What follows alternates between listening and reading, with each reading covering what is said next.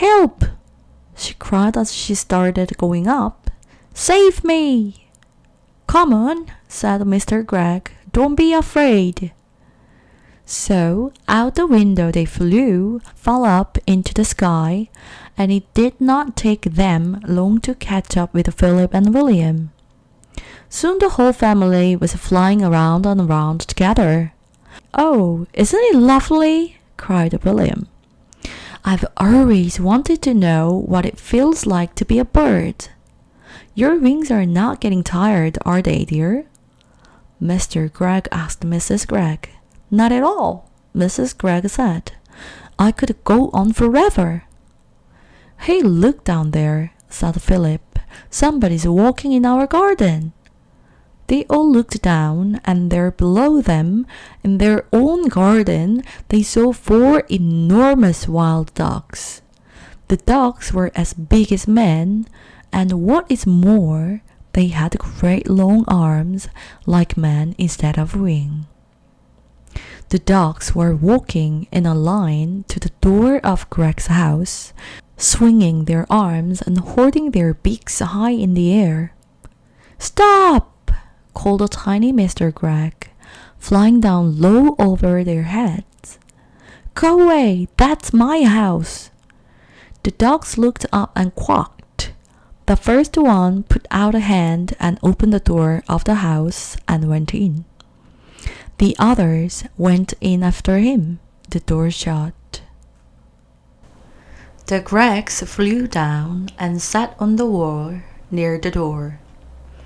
Mrs. Gregg began to cry. Oh dear, she sobbed. They have taken our house. What shall we do? We have no place to go. Even the boys began to cry a bit now. We'll be eaten by cats and foxes in the night, said Philip. I want to sleep in my own bed, said William. Now then, said Mr. Gregg, it isn't any good crying. That won't help us. Shall I tell you what we are going to do? What? They said. Mr. Gregg looked at them and smiled. We're going to build a nest. A nest, they said. Can we do that? We must do it, said Mr. Gregg. We've got to have somewhere to sleep. Follow me. They flew off to a tall tree, and right at the top of it, Mr. Gregg chose the place for the nest. Now, we want sticks, he said. Lots and lots of little sticks. Off you go, all of you, and find them and bring them back here. But we have no hands, said Philip. Then use your mouth.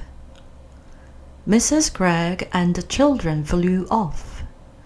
Soon they were back, carrying sticks in their mouth.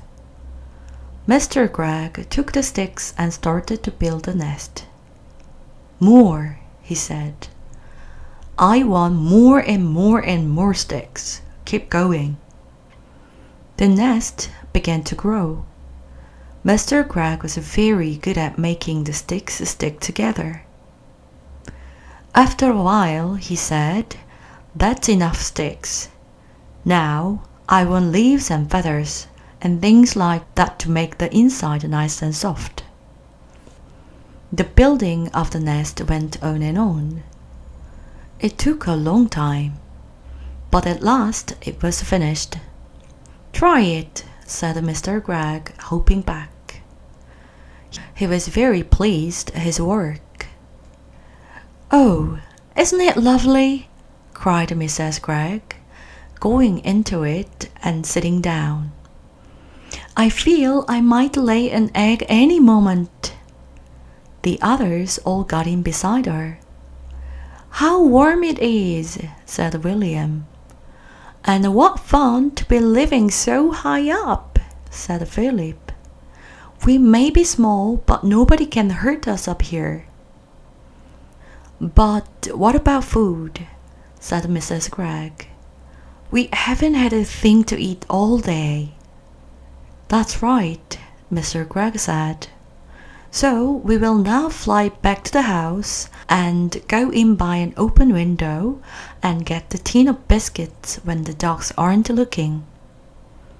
Oh, we'll be pecked to bits by those dirty grey dogs, cried Mrs. Gregg. We shall be very careful, my love, said Mr. Gregg, and off they went.